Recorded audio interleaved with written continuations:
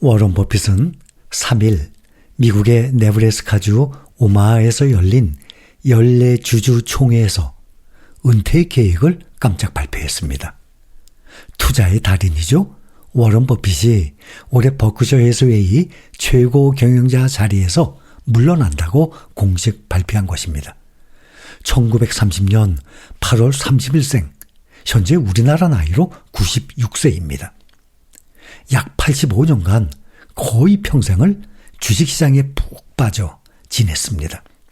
미국 언론들은 워런 버핏의 은퇴를 앞두고 이렇게 표현을 했습니다. 이로써 미국 자본주의 역사상 가장 위대하고 오랫동안 방영되어 온 쇼 중 하나가 마지막 몇 달을 맞이하게 되었습니다. 라고 말이죠. 미국의 시가총액 1위 금융주입이죠. JP모건 CEO 제이미 다이먼은 성명을 통해서 워런 버핏은 미국 자본주의와 미국 그 자체의 장점을 모두 대변합니다. 그는 정직함, 낙관주의, 그리고 상식을 바탕으로 국가와 기업의 성장에 투자합니다. 저는 지금까지 그에게서 많은 것을 배웠고 그를 친구라고 부를 수 있어 영광입니다. 라고 말했습니다. 전 세계의 수많은 주식 투자자들은 수십 년 동안 투자 조언을 뛰어넘는 워런 버핏의 재치와 지혜를 많이 배우기도 했습니다. 워런 버핏은 11살 때 CT 서비스 우선주 3주를 처음으로 매수하면서 주식 투자자의 길로 들어섰습니다. 과연 이 전 세계에 11살 때부터 주식을 매수하고 주식 투자의 길로 들어온 사람이 거의 없죠. 당연하죠. 주식을 매수한 11세 때부터 1942년부터 기업에 대한 정보를 탐독을 해왔어요. 그러니 초등학교 이 저학년 아닙니까? 대부분 사람들이 음악을 듣는 것처럼 기업 보고서를 읽어왔습니다. 금융정보에 대한 워런 버핏의 탁월한 이 해박한 지식과 뛰어난 기억력이 결합이 되어서 워런 버핏은 마치 인간형 인공지능과도 같았다고 합니다. 그는 자신의 머릿속에 있는 내부 데이터베이스를 통해서 거의 모든 질문에 답할 수 있었습니다. 그 덕분에 새로운 정보 속에서 핵심적인 의미를 파악하는 탁월한 능력을 갖추게 되었고 다른 투자자들에 비해서 확고한 우위를 점하게 되었습니다. 워런 버핏이 처음으로 월스트리트 저널에 등장한 지 올해로 60년이 되었습니다. 지금으로부터 60년 전에 워런 버핏의 버크셔 해스웨이의 오랜 여정은 1965년, 60년 전이죠. 주식 투자 전문가였던 이 워런 버핏이 부실한 섬유 회사를 인수하면서 시작됐습니다. 워런 버핏은 이 회사를 투자 수단으로 탈바꿈시켰고 궁극적으로 보험, 에너지, 철도, 신발, 사탕 등의 다양한 사업을 하는 거대 기업으로 성장시켰습니다. 1965년 어려움을 겪던 섬유 제조업체 버크셔 해스웨이를 인수해서 현금 창출기관으로 탈바꿈시켰고 이를 통해서 다양한 사업 인수는 물론 무엇보다도 수익성 높은 장기 투자를 유치했습니다. 버크셔 해스웨이의 투자 포트폴리오는 약 3천억 달러에 달합니다. 이 대기업이 전액 출자한 사업에는 패스트푸드 체인 데어리 퀸, 철도회사 벌링턴 노던 산타, 보험회사 가이코, 배터리 제조업체 듀라셀, 시즈캔디 등 여러 기업이 포함됩니다. 현재 보유하고 있는 기업 종목 중에 1등은 애플이죠. 또한 버크셔 해스웨이는 거의 3,500억 달러에 달하는 현금을 보유하고 있습니다. 버크셔 해스웨이를 60년간 이끌면서 뛰어난 실적과 명성을 쌓아왔습니다. 버크셔 해스웨이 주식은 1965년 이래로 연간 수익률이 약 20%를 창출했어요. 이것은 S&P 500의 약 2배에 달하는 수치 아니겠습니까?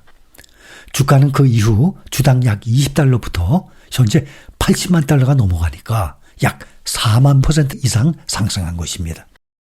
버크셔 해스웨이 주총은 세계적인 음악 축제에 빗대서 자본주의자들의 우드스탁으로 불리는 만큼 축제장으로도 유명합니다.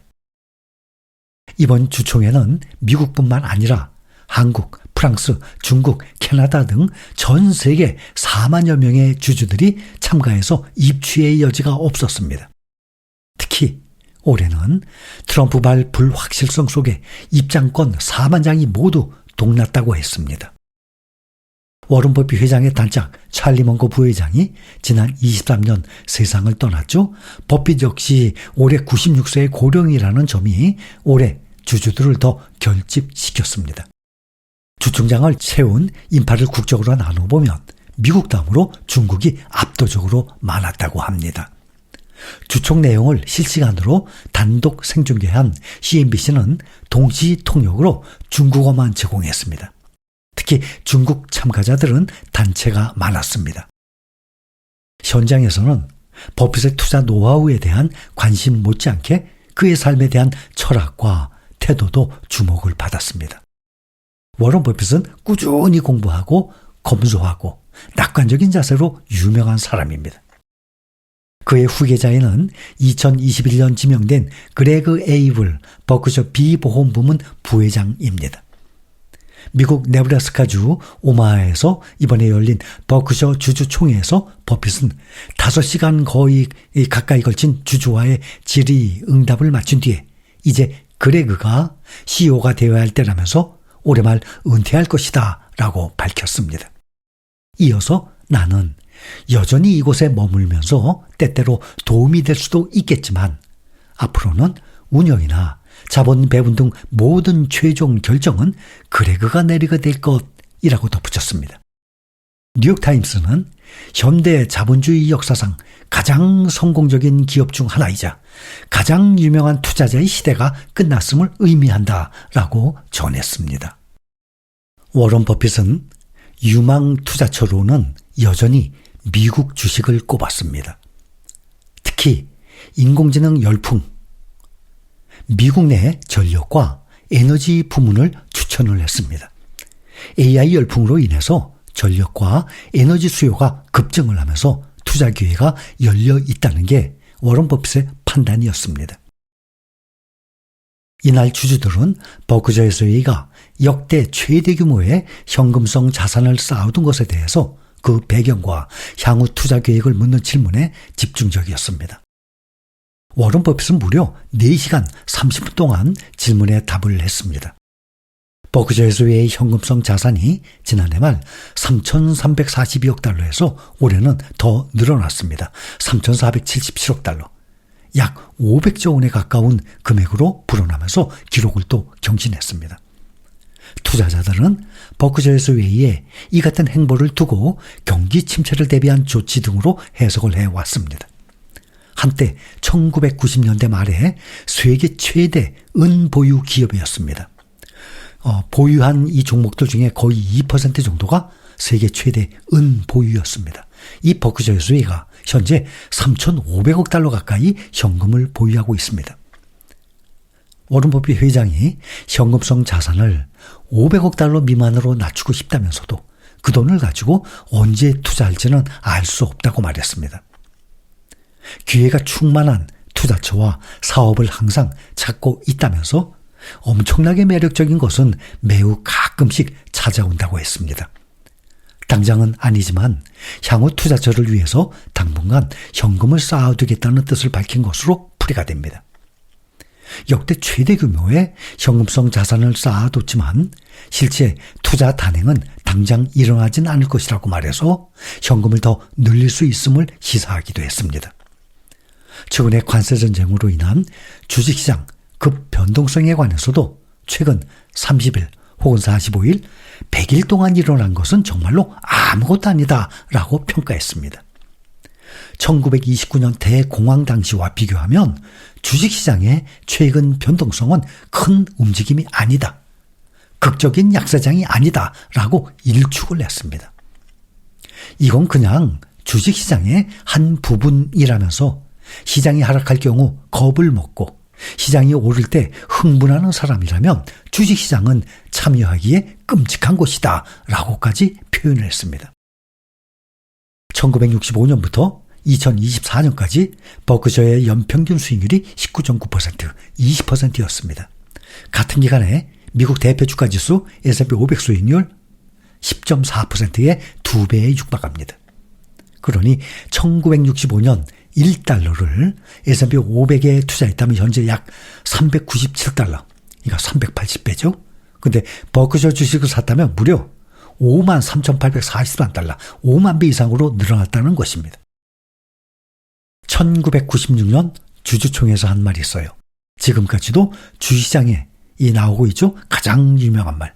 10년간 보유할 생각이 없다면 10분도 보유하지 말라라는 말을 했었습니다.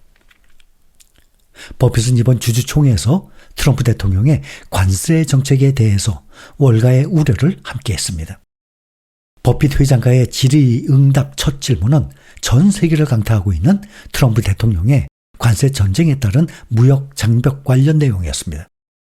전격 은퇴를 선언한 워런 버핏은 도널드 트럼프 미국 행정부의 관세 정책을 정면으로 비판했습니다.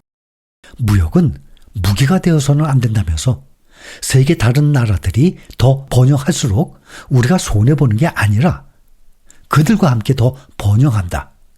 무역이 전쟁 행위가 될 수 없다. 우리는 전 세계 국가들과 무역을 해야 한다면서 균형 잡힌 무역이 전 세계를 위해서 이롭다라고 강조했습니다. 워런 버핏 회장이 트럼프 대통령을 직접 거론하지는 않았지만 좀처럼 정치적인 발언을 하지 않는 성향을 감안하면 은퇴 발표 날 트럼프 대통령의 관세 정책이 수정돼야 한다는 것을 강하게 요구한 것으로 풀이가 됩니다.